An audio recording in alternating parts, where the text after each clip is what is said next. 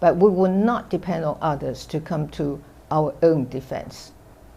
That is why I want to reiterate that Taiwan is fully committed to protecting our security and maintaining our democratic way of life. Distinguished speakers, guests, and colleagues, ladies and gentlemen, good morning.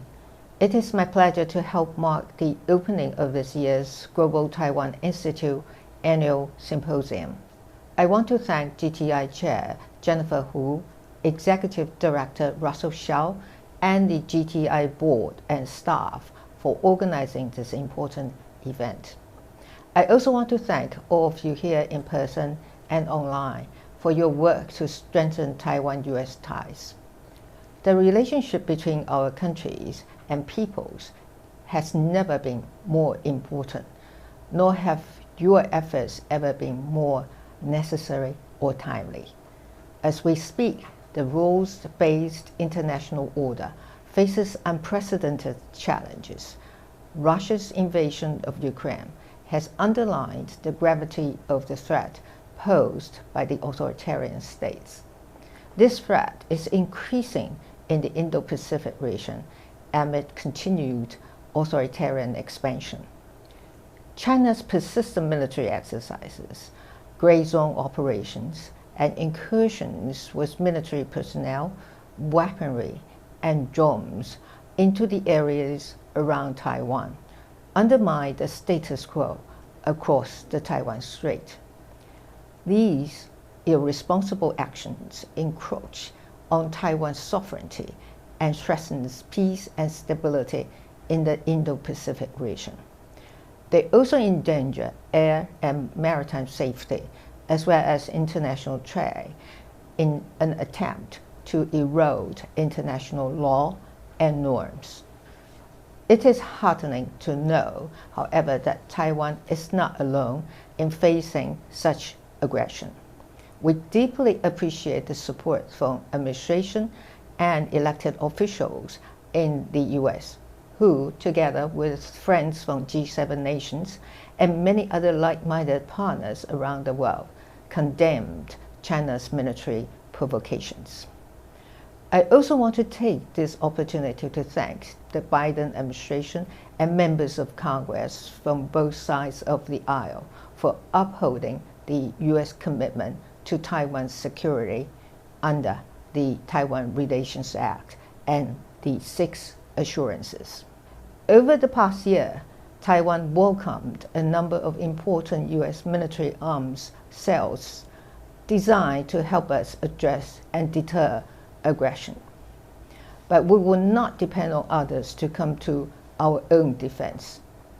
That is why I want to reiterate that Taiwan is fully committed to protecting our security and maintaining our democratic way of life. We're also working to adapt our defense strategy to the changing threats we face. To this end, we have substantially increased our defense spending, including on asymmetric warfare capability, weapons upgrades, and domestic vessel production. And earlier this year, we established the All-Out Defense Mobilization Agency to enhance coordination of our reserve training and civil defense.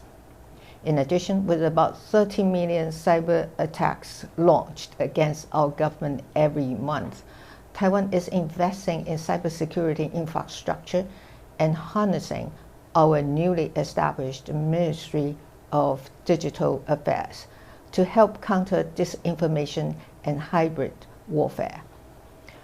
We know from history and current events that threats against any one country or region translate directly and indirectly to increasing threats against its neighbors. This is why global solidarity is key to countering authoritarian expansion, safeguarding democracy, and addressing shared challenges. Taiwan is a reliable partner and a responsible stakeholder in the rules-based international order, and we always stand ready to lend a hand to friends in need. At the outbreak of COVID-19, Taiwan ramped up our mask production, donating over 10 million face masks to the US alone.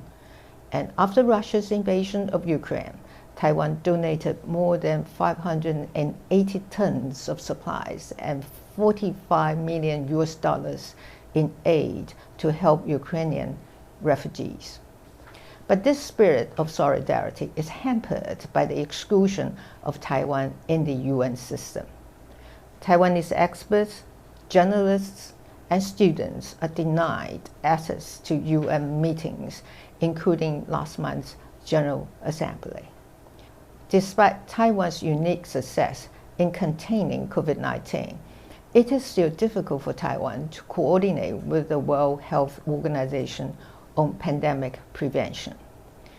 And even though Taiwan is a hub of international air travel, we are prevented from engaging with the International Civil Aviation Organization on international aviation safety efforts.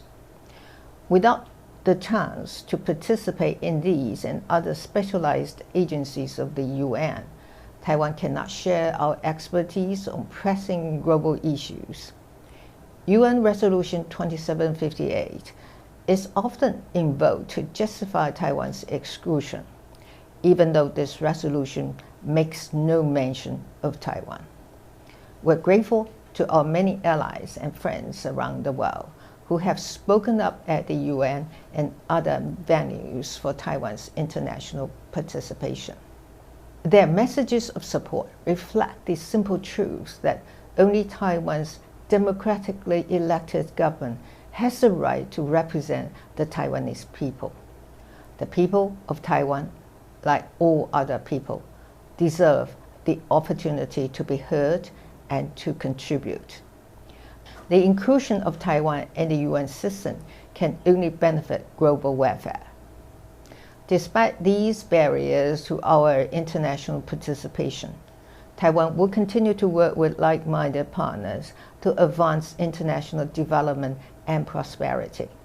Especially since the pandemic and Russia's invasion of Ukraine exposed critical bottlenecks in global trade, Taiwan has stepped up cooperation with the US and other like-minded countries to ensure the security of key global supply chains. Building on years of cooperation under the Taiwan-US Trade and Investment Framework Agreement and the Economic Prosperity Partnership Dialogue, we launched the US-Taiwan Initiative on the 21st Century Trade earlier this year. This initiative is a major step forward for our bilateral economic ties and paves the way for greater economic resilience amid a changing global landscape. Taiwan and the US are also actively cooperating in sectors of strategic interest. Taiwanese semiconductor firms are investing billions of US dollars to build plants in the US. These projects are expected to create thousands of jobs and enhance the resilience of our supply chains for key strategic resources. With Taiwan set to open its borders to travelers next week, I look forward to more frequent exchanges with our partners in the US and around the world. At a time when global democracy and the rules-based international order are facing their greatest test since World War II, we must return to what President George Washington called first principles in responding to the challenges of our time. Let us recommit ourselves to the core principles that have guided our shared prosperity. Taiwan stands with the US and our friends and allies in defense of freedom and democracy, and we are grateful for your support of our country. Once again, I want to thank GTI for the invitation to speak, and all of you here today for your work to promote engagement with Taiwan. I wish you all the best of health and a productive annual symposium. Thank you.